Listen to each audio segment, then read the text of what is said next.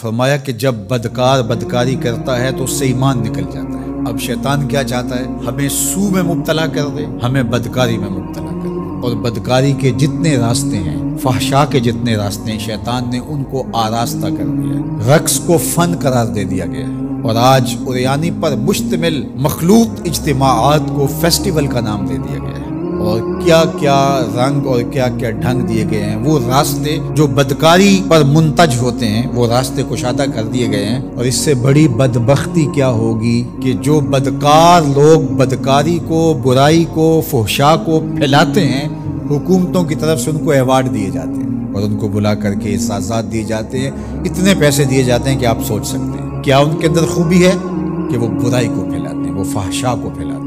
یہ معاشرے کا بدترین طبقہ ہے جن کی وجہ سے بدی پھیلتی ہے، نوجوانوں کے اخلاق بگڑتے ہیں، ان کا کردار مسخ ہوتا ہے۔ جو شخص بدکاری میں پڑ گیا، اس کے دل کا چہرہ مسخ ہو کے رہ گیا، داغدار ہو کے رہ گیا۔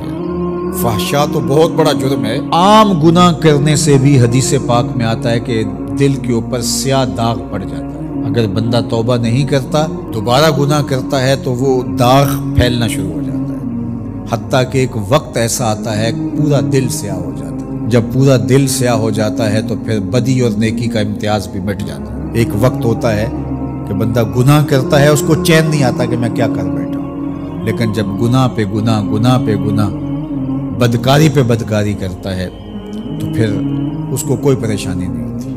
میں اس کی مثال دوں گا کہ پکا نمازی ہو تو کبھی اس سے نماز چھوٹ جائے تو وہ عجیب بے چینی میں ہوتا ہے کہ آج ہوا کیا میرے ساتھ، قضا بھی کر لیتا ہے پھر بھی بے چین رہتا ہے۔ لیکن جو بے نمازی ہے وہ روز چھوڑ رہا ہوتا ہے، اس کو پرواہ بھی نہیں ہوتی۔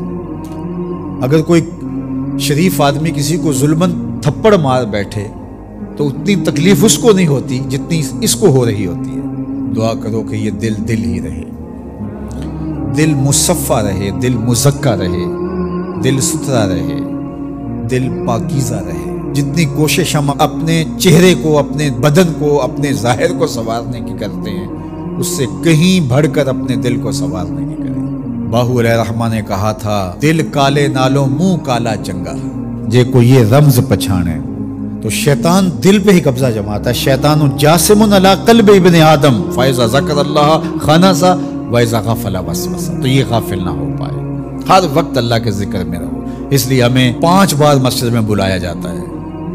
نمازیں ہیں تو ہم صبح ساری پڑھ لیں، ایسا نہیں ہے، ہمیں مختلف اوقات میں بلایا گیا ہے۔ صبح اٹھتے ہی سجدہ ریز ہو جائیں، پھر کام پہ جائیں، کام میں انہماک ہونے لگا تو پھر بلا لیا گیا، آؤ جو ظہر کے وقت، پھر گئے تھوڑا وقت گزرا تو پھر انہماک ہونے لگا، کھونے لگے تو کہا پھر آ جاؤ عصر کے وقت، پھر چھٹی ہوئی گھر جانے لگے، کہا پہلے نماز پڑھ لو، پھر کھانا کھایا، بچوں میں بیٹھے کھیل کود میں لگے، دل غافل ہونے لگا، کہا آ جاؤ پھر عشاء کے وقت آ جاؤ۔ اور نماز سے پہلے بھی ذکر، نماز کے بعد بھی ذکر، سونے سے پہلے ذکر، سونے کے بعد ذکر، اٹھتے ہوئے ذکر، کھاتے ہوئے ذکر، کھانے کے بعد دعا، آئینہ دیکھتے ہوئے دعا، لباس بدلتے ہوئے دعا، سیڑھیاں چڑھتے ہوئے، سیڑھیاں اترتے ہوئے، کسی چیز کو دیکھتے ہوئے، کسی مومن کو ملتے ہوئے۔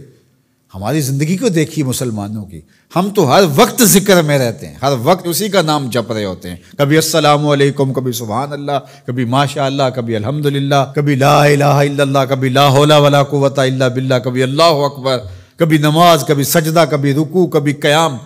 کیسی زندگی ہے مومن کی۔ اور 8 دن کے بعد تفصیلی روشنی کے لیے ہم مسجدوں کے اندر حاضر ہوتے ہیں، اس میں خطبہ سنتے ہیں، اس میں گفتگو سنتے ہیں، بیٹھتے ہیں، ذکر فکر کرتے ہیں، اور پھر ماہ سیام آ جاتا ہے تو پوری ٹیوننگ ہو جاتی ہے پورے جسم کی۔